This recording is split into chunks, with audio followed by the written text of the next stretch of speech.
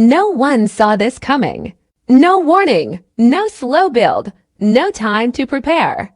In one devastating moment, the bold and the beautiful delivered a twist so raw, so unthinkable, that it changes the landscape of the Forrester Finnegan family forever. Hayes is dead. The news shatters like glass. The episode begins in near silence, a surreal calm before the unraveling. Steffy Forrester, once radiant in the European light, now appears as a shell of herself. Her face is pale. Her voice trembles. Her hands shake as she dials Finn's number. On the other end of the call, he's unaware of smiling, distracted, thinking about work, family, love. But Steffi's sobs cut through everything. She can barely get the words out. Finn Hayes, there was an accident. Finn's breath catches. 1,000 thoughts swirl. An accident. Is he hurt? Is he in surgery? Is he okay? No, Steffi gasps. He's gone. Everything stops. The world around Finn vanishes. The air in his lungs turns to ash. He can't speak, can't move, can't believe.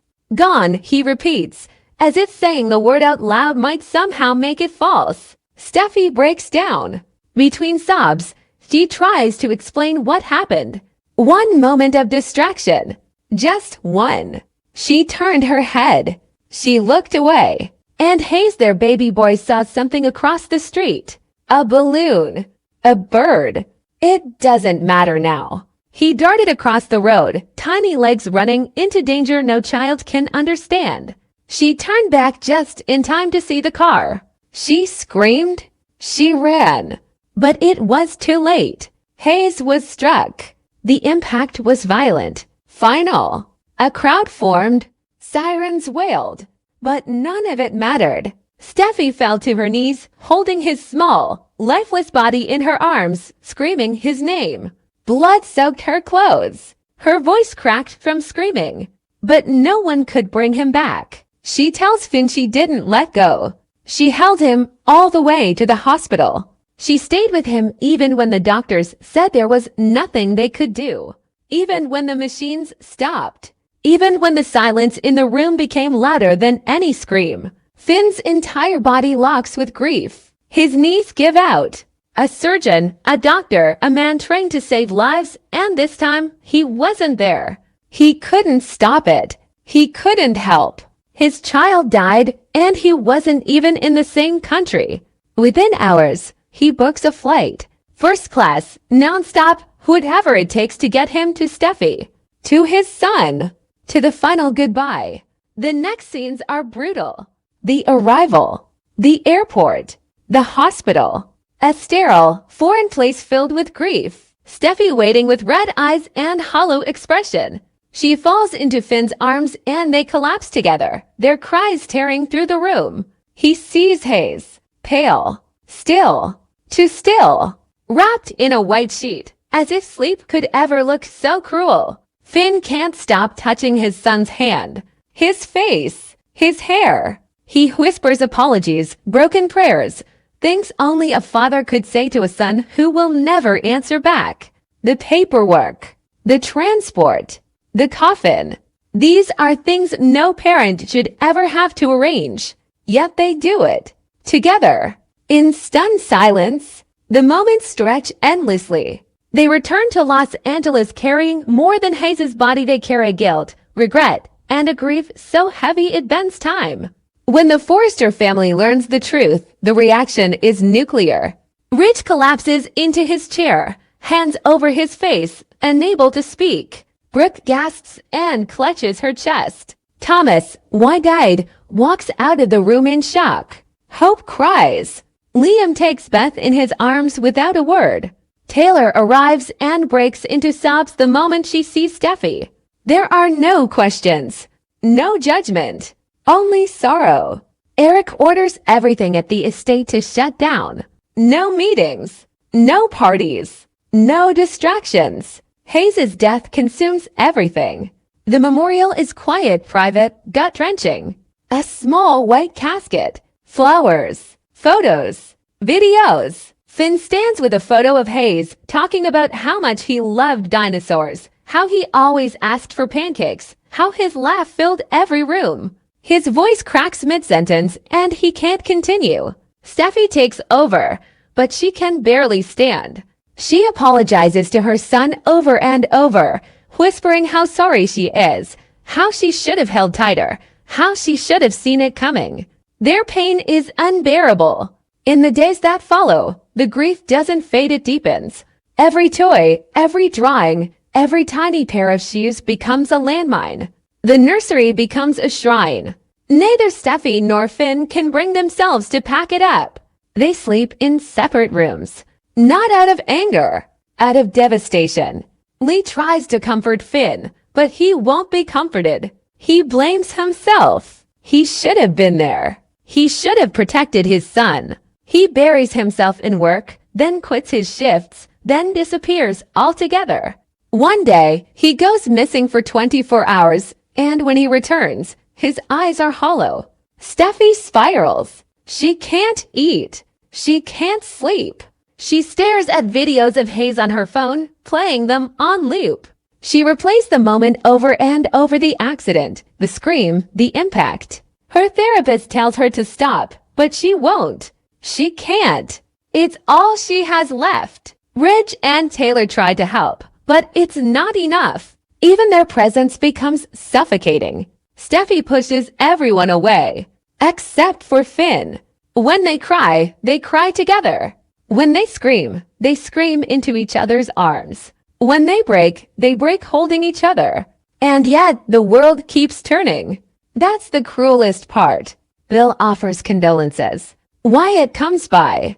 Hope writes a letter. But none of it fills the void. Nothing can. One night, Steffi wakes up from a nightmare. She's screaming Hayes' name. Finn rushes in. They collapse into each other again. And that's when Finn finally breaks. I don't know how to go on without him, he says. I don't know how to be me anymore. And Steffi replies, we're not the same people anymore. The house is quiet now. Too quiet. No cartoons. No running feet. No giggles. Just echoes. As the weeks pass, a question begins to surface. How do you live again after losing your child? No one has the answer. Not yet. Maybe never. But Finn and Steffi are still breathing. Still waking up. Still holding on to each other. And maybe, just maybe, that's the first step. But the pain, it's just beginning. And the bold and the beautiful has once again proven, no one is safe. No story is sacred. And no family, no matter how powerful, is immune to the cruel hand of fate. The bold and the beautiful, Luna's death, her return, and the secret that could destroy everything in a show where betrayal is currency and secrets are weapons. The bold and the beautiful has once again pulled viewers into a storyline packed with layered deception, buried truths, and a heroine who might not be as lost as everyone thinks. Luna's arc, already steeped in trauma, scandal, and heartbreak, has now evolved into a magnet for drama so potent that it has entangled nearly every major player from the Spencer dynasty to the fringes of Sheila Carter's twisted orbit. But the most shocking element isn't what's already happened. It's what may be coming next. It began with heartbreak. News spread like wildfire. Luna was dead. A tragic accident, a mysterious disappearance, a body that wasn't identified immediately, enough uncertainty to leave room for whispers, but not enough to stop the grief. The family unraveled. Lee was devastated, barely holding on. Poppy descended into guilt-fueled silence. Deacon was suspicious but unsure of what to believe. And Sheila? She watched. She always watches. But even she didn't anticipate how deeply Luna's death would rattle the structure of the family she has always wanted to control. Lee and Poppy nearly destroyed each other with blame. Lee accused her sister of letting Luna spiral, of hiding too many secrets, of pushing her daughter into instability. Poppy fired back with pain, claiming Lee's coldness and judgment were just as dangerous. At the center of their fury was Luna, girl raised in the shadows of family shame, pulled between two identities, and now supposedly gone. And yet, the cracks in the story began to show. Luna's last messages were cryptic. Her phone was found, but not her body. There were sightings, maybe just rumors, maybe something more. Then came the whispers of a woman in disguise at a Spencer party, tall, dark wig, sunglasses, but something about her gait, the way she held her glass. Someone said it looked like Luna. Security footage was missing. No one could confirm it, but the seed of doubt was planted. Then the pregnancy rumors started. First, a nurse let slip that a pregnancy test had been purchased using Poppy's family medical account. Then Luna's closest friend mentioned she'd been sick for weeks before the disappearance. And now, as time passes, new speculation grows louder. What if Luna isn't dead? What if she vanished by design? There's motive. There's emotion. There's history. Luna's life has never been easy. She grew up in the shadows of secret questions about her paternity, the ever-present tension between her mother and Lee, and a tug-of-war between loyalty and longing. She found solace in love briefly, but even that was tangled. A mysterious encounter, a forbidden kiss, a secret that might not have been fully hers to carry. And now, if the rumors are true, she's carrying something far more dangerous, a child. If Luna faked her death, it wasn't just to escape. It was to control, to reclaim power in a world where she had none. And more importantly, to decide what truth to reveal and when. This changes everything. Because if Luna is pregnant, the question becomes, who is the father? Whispers point toward a scandal bigger than anyone imagined, possibly tied to a night she's never spoken of, a betrayal no one saw coming, and a connection to a man who may not even know what he did. If this is the truth, Luna isn't just hiding. She's building a case, waiting for the perfect moment, watching everyone scramble to mourn her, argue over her memory, point fingers in every direction except the right one. And now, every mysterious disappearance in recent weeks starts to look different. Poppy receives anonymous calls with no one speaking on the other end. Deacon finds a bracelet in his car that looks exactly like Luna's, though he can't remember her ever being there. Sheila, ever the predator, senses something as a fan begins digging, because Sheila knows the smell of a long game. And this has all the marks of a trap being set. At the Spencer estate, the energy has shifted. Parties have become tense. Rumors swirl about a woman in a mask. Someone claims they saw Luna at the edge of the garden before she vanished into the night. But again, no proof. Just enough to make people question their sanity or their guilt. Lee is slowly unraveling. She begins having dreams, vivid ones. Luna standing at the edge of her bed, eyes filled with tears, saying nothing. She wakes up gasping. She starts going through Luna's old belongings obsessively, looking for clues. And she finds something. A second phone, hidden in the lining of a purse. Locked. Encrypted. But real. Poppy becomes increasingly withdrawn.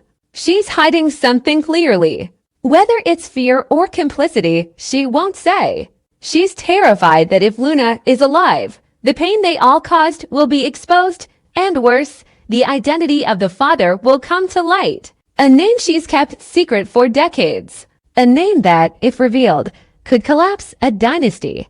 And Deacon. He starts noticing patterns. He has always had street instincts, and he can feel something isn't right. He starts putting things together. Anonymous calls. Strange items left behind.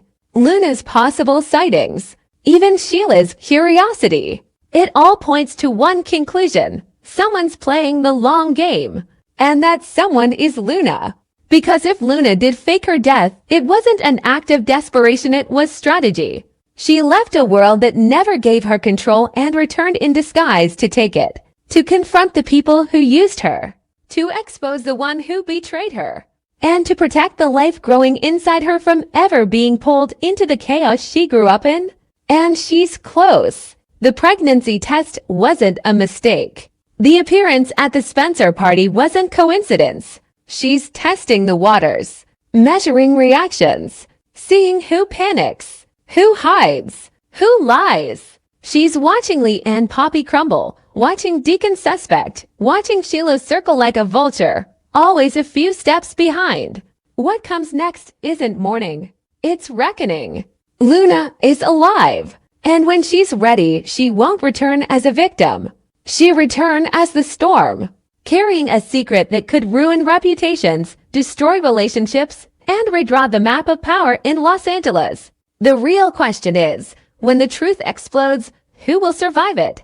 Because someone pushed Luna to the edge. Someone made her believe death was the only way out. And when she finally speaks, she won't just be telling her story, she'll be telling everyone's darkest secrets. And there will be no going back.